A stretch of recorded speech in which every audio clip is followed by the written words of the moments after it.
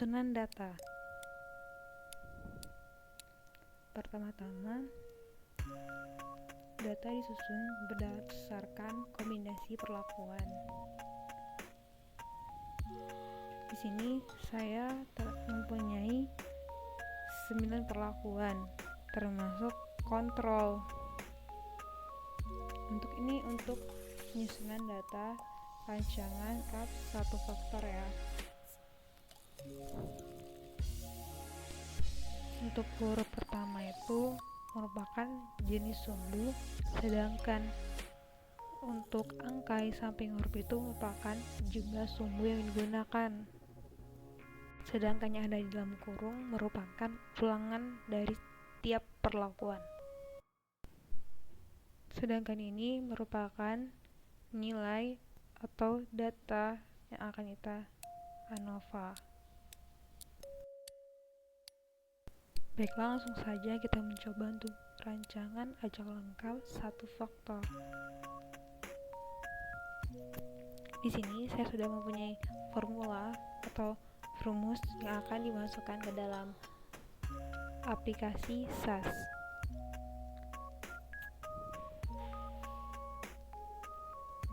Di sini sudah saya tulis, tinggal diganti saja parameternya. Di sini saya menggunakan berat basa, berarti kita tulis saja sini BB.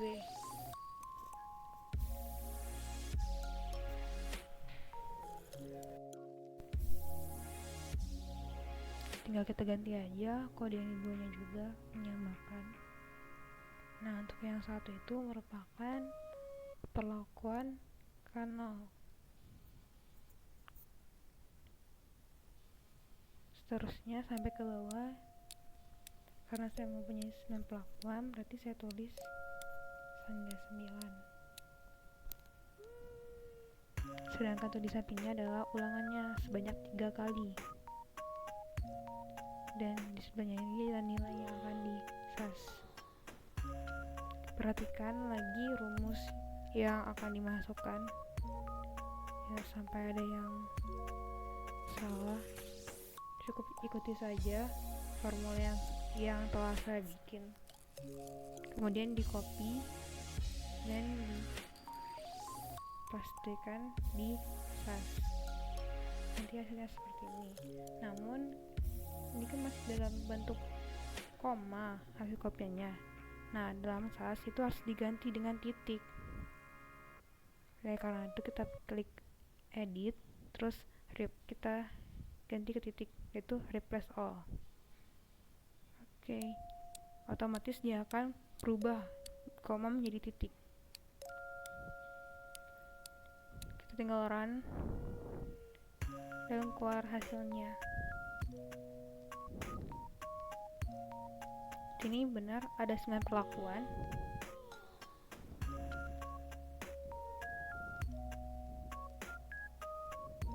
Lanjut ke bawah, kita lihat hasil outputnya.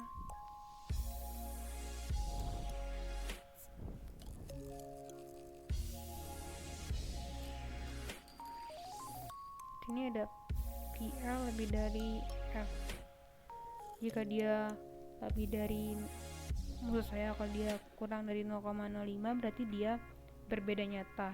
Jika lebih dari 0,05 maka itu tidak beda nyata. Itu F value, berarti F hitung. Soalnya ada koefisien variansi itu, atau yang dibilang kakak.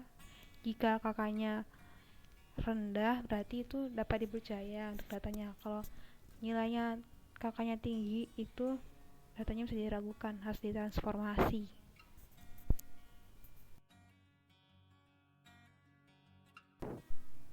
Ini hasil DMRT. Dapat kita lihat kalau di depannya itu akan ada huruf. Kalau ada huruf yang sama berarti dia tidak beda nyata. Kalau ada huruf yang berbeda berarti dia itu beda nyata.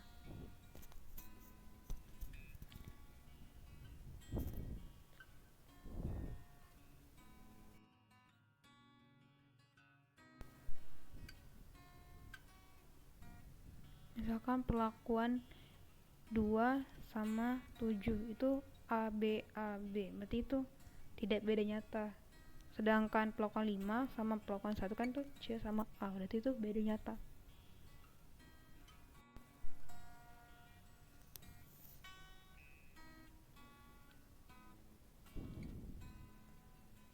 Oke, kita lanjut ke rancangan acak lengkap 2 faktor. Di sini saya mempunyai 2 formula. Ini formula pertama.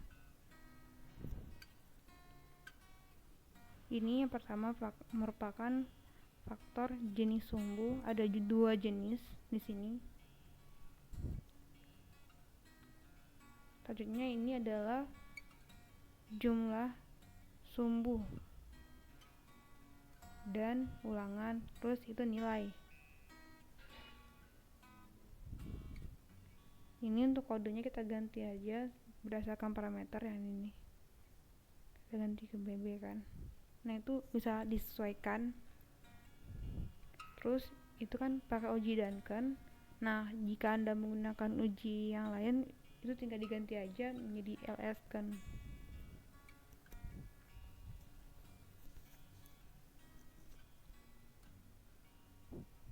Selanjutnya kita copy dan diklik paste ke SAS.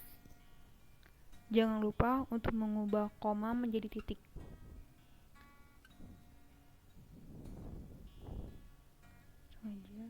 Ini kita Ctrl Alt terus di run.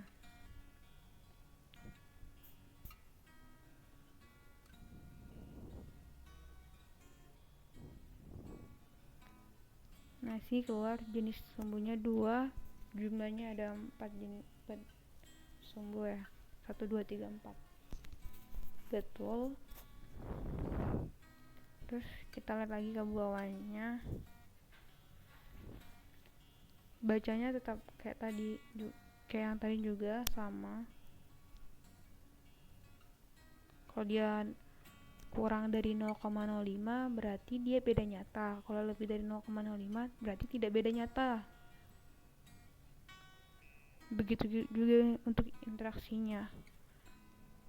Kalau dia maksudnya kalau dia lebih dari 0,05 berarti itu tidak ada interaksi antara faktor 1 dan faktor 2.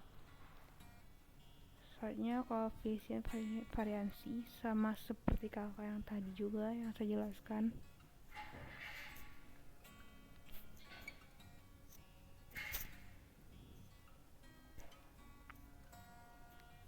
Lanjut. Nah, kalau faktorial berarti kita harus mengetahui di sini adalah jenis yang kedua, walaupun tidak beda nyata karena huruf di awalnya itu sama. Ini berdasarkan uji Duncan DMRT.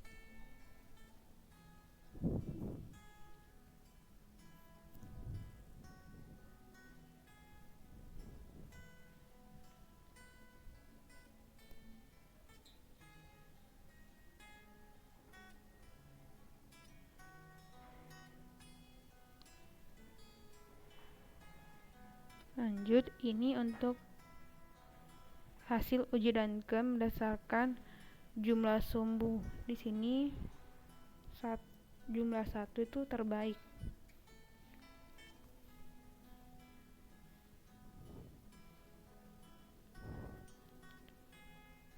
Nah, di sini tidak ada uji Duncan interaksi antara jumlah dan jenis, hanya ada uji terhadap jumlah yang terbaik dan jenis yang terbaik, tidak ada terhadap interaksi yang terbaik. Nah, oleh karena itu bisa menggunakan formula yang kedua.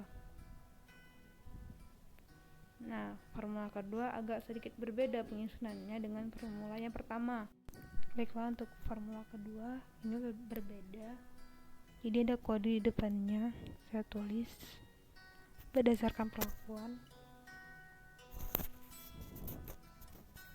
Karena ini cuma faktorial, berarti kontrolnya tidak saya gunakan ya. Jadi hanya ada 8 kombinasi perlakuan.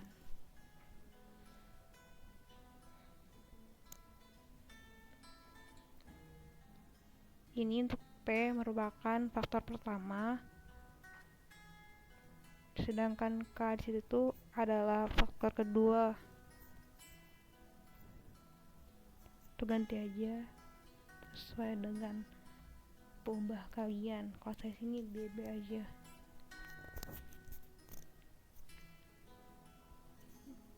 Ujinya juga bisa diatur sesuai kayak yang kalian.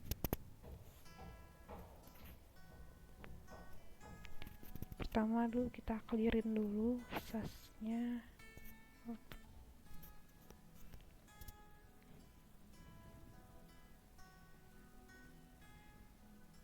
Kita copy.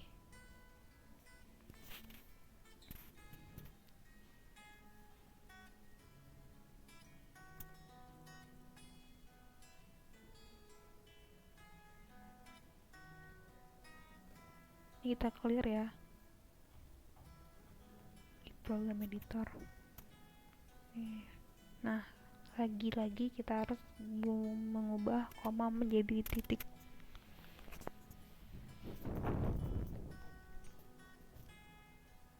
Oke, langsung aja Ctrl Alt Run.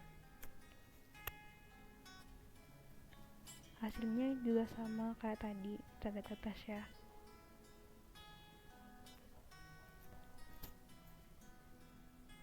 Ada 2 jenis sumbu dan 4 juga sumbunya. Nilai ininya juga sama. Lanjut. Sama kan tuh. Yang beda hanya di sini ada tabel uji DMRT untuk kombinasi yang terbaik.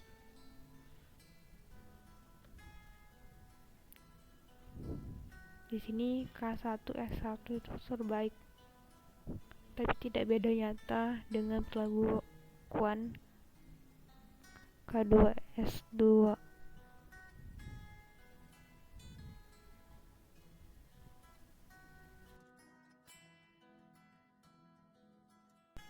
Selanjutnya kita simpan datanya di file, terus save as, ganti namanya,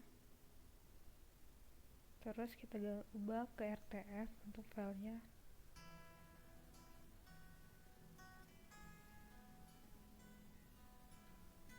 Oke, save. Selesai. Sekian, terima kasih.